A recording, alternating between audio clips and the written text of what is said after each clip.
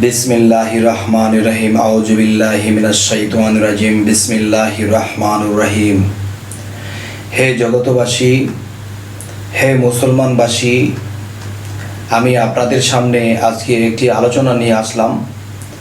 সেই আলোচনাটি হলো যে মানুষ জীবনে সামাজিক শিক্ষা বা আধ্যাত্মিক জগতের শিক্ষা বা বিভিন্ন শিক্ষা দীক্ষা মানুষের নিয়ে থাকে, কিন্তু এর ফাঁকে দিয়ে যার দেখা যায় যে ইউনিভার্সিটিতে পড়ালেখা করেছে, দেখা গেছে যে তার জীবনের কোনো সফলতা দেখছে না, কোনো উন্নতি হচ্ছে না, বা দিন দিন ঋণগ্রস্ত হয়ে গেছে। অনেক মানুষ আছে এই পৃথিবীতে চলাকালীন সে যে কাজটায় হাত দিয়েছে সে কাজটা অনেক লাভবান হবে মনে করে হাত দিল, কিন্তু দেখা যায় এটা লস খেয়ে ফেলল। তো আমার যে চ্যানেলটি, এই চ্যানেলটি দেখা গেছে আধ্যাত্মিক জগতের কথা বলা হয় বা রুহানি জগতের কথা বলা হয়, যে কিভাবে আমরা আত্মার উদ্ধার করব।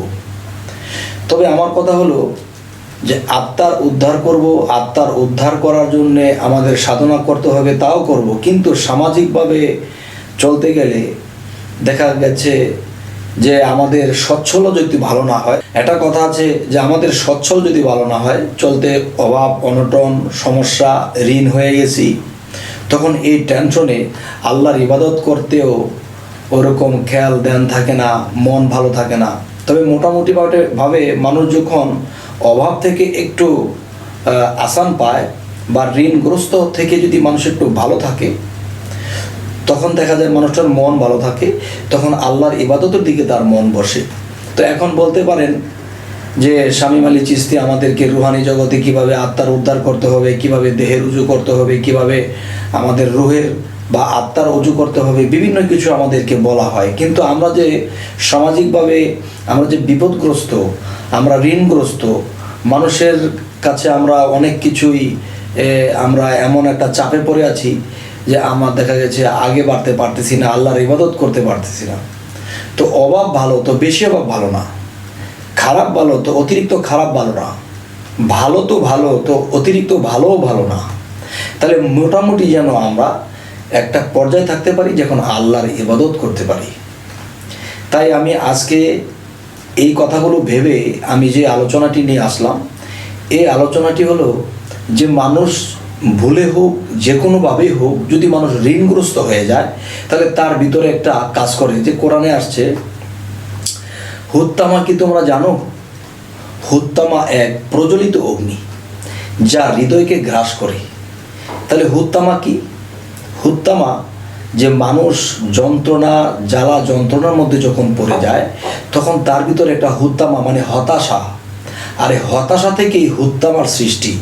আর হুত্তামার কথা আল্লাহ কোরআনে বলেছে, তোমরা কি জানো হুত্তামা কি? হুত্তামা এক প্রজ্বলিত অগ্নি যা হৃদয়কে গ্রাস করে। মানুষ যখন অতিরিক্ত ঋণগ্রস্ত হয়, অনেক চাপে পড়ে, তখন মানুষটা চিন্তা করতে করতে তার হার্ট অ্যাটাক করে, তখন মানুষটা মারা যায়। তাই বলা হয়েছে যে হুত্তামা এক এমন এক অগ্নি যা হৃদয়কে গ্রাস করে, তার মানে হার্ট অ্যাটাক করে, তখন এই পৃথিবীর থেকে তিনি ঋণগ্রস্ত অবস্থায় মৃত্যুবরণ করল। তো আজ আমি আজকে যে আলোচনাটি আপনাদের সামনে নিয়ে আসলাম, এই আলোচনাটির আজকের মূল উদ্দেশ্য হলো যে ঋণ থেকে মুক্ত হইবার জন্যে আল্লাহ কায়দা কৌশল রেখেছে। কোরআনে এমন কিছু বাদ রাখেননি, সমস্ত কিছুর ফায়সালা রেখেছেন যে ঋণগ্রস্ত হইলে কি করতে হবে, আল্লাহর কোন নাম আমাদেরকে জপতে হবে, যে সেই নামটি জপলে তখন আল্লাহ আমাদেরকে ঋণ মুক্ত করে দেবেন। আল্লাহ বলেছে আমার ৯৯টি নাম, এই নামের মধ্যে কিছু কিছু নাম আছে যে এক একটা নামে এক একটার কাজ করে। সেটি হলো যে এর মধ্যে একটি নাম আছে ইয়া মগ নে উ, ইয়া মগ নে উ। এই নামটি আপনারা মনে রাখবেন, দরকার হয় লিখে রাখুন, যে ইয়া মগ নে উ। এই নামটি ফজরের নামাজের পরে মোনাজাত দেওয়ার আগে ১২৬ বার পাঠ করতে হবে। ১২৬ বার যখন পাঠ করবেন তখন এটা আপনি কমপক্ষে ৪১ দিনেরও বেশি করতে থাকেন। যেমন বেজোর ২১, 41, 81 বা 101 বার এরকম জপনা করেন। তো 126 বার করবেন ফজরের নামাজের পরে, মোনাজাত দেওয়ার আগে 126 বার এটা করবেন।